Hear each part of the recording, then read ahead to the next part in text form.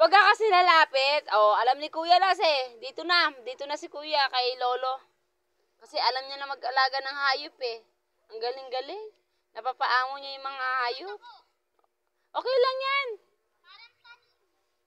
Hindi kasi nadukot na ano mo yung ano. O sige na, bilisan mo. Tingnan mo si Kuya, yung ginagawa niya. Kaya natatakot sa'yo. Tingnan mo, sila lalapit. Tingnan mo na yung ginagawa niya. Si Naruto lalapit yan. Hindi, marami kasi siyang pagkain eh. Pero ikaw pinupuntahan ni Naruto eh. Walang saksakan.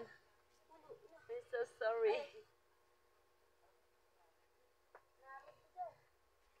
Naruto, ayun si Naruto, pinapakain nila. May pangalan yung mga kambing eh. Wala na, balik na. Tama na, mamaya pupuntahan naman kayo niyan eh. Lance!